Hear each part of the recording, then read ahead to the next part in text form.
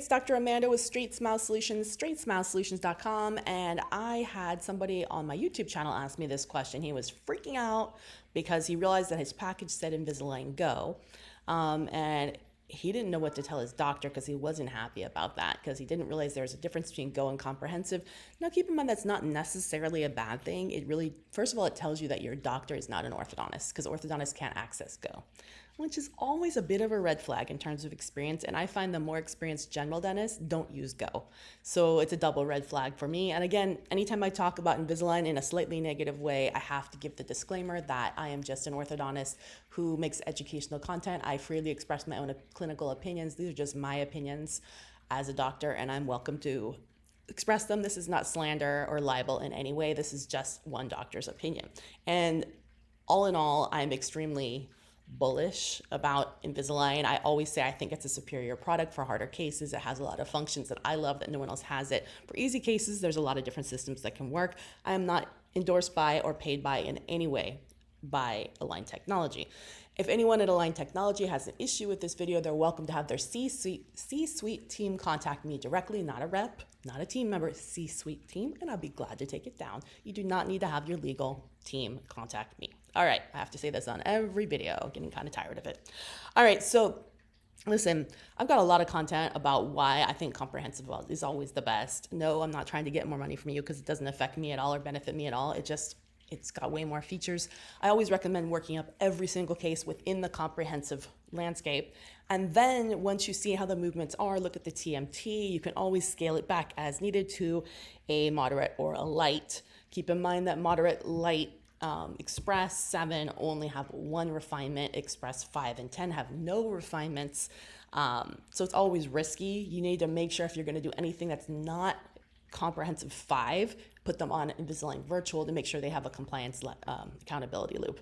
But yeah, as a patient, if you notice that your package says GO, I would have two questions for my doctor if you've already started. One, first of all, this only moves premolar to premolar. It does not move molars at all. That's not always a bad thing, especially in a spacing case, but in a crowding case, it kind of makes the arch form weird. It bows it out. I'm not a big fan of it. I think it looks ugly personally. Also, so I mean, that would be, I guess that's not a question, but just heads up. In terms of a question, I think I'd say, okay, I know that this only has one refinement. What happens if I do everything you tell me to do? I'm actually wearing it. You're welcome to put me, I would even say, you're welcome to put me on Invisalign Virtual if you want to use it. I mean, that's their choice if you're volunteering.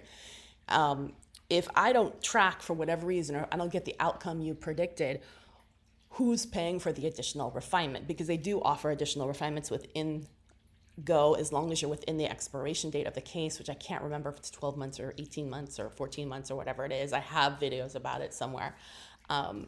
So I want to know who's paying for this. Is it you or is it the doctor? Who's eating the cost? That's a good question to ask. Number two question is, I know it doesn't move molars. What happens if I develop just a random posterior open bite? These things can happen, especially if you're a clencher or a grinder. This is not your fault. And it's not necessarily the fault of the system either. It's just one of those reasons why I don't like GO. I want the ability always to move molars if I need to, because if a random posterior open bite starts, the only way you're going to fix it is with something that moves molars. So again, who's going to pay to upgrade this case? And Invisalign doesn't really have an upgrade feature.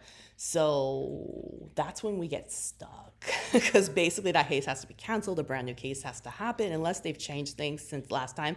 This is where I've had a lot of doctors get stuck. This is a major, massive problem with GO is the posterior open bite. Sometimes we can finish the case with the posterior open bite, do bonded retainers, but your doctor may not be skilled at doing good bonded retainers. Remember, good bonded retainers should always be passively inserted and made by a lab. They shouldn't be done chairside. Those are generally quite sloppy unless you're a very experienced orthodontist who knows how to bend wires. And anyone that's using GO doesn't know how to bend wires. So that's my biggest two concerns. I would bring that up. Or you can share this video with your doctor and see what your other options are. Just, peace of mind.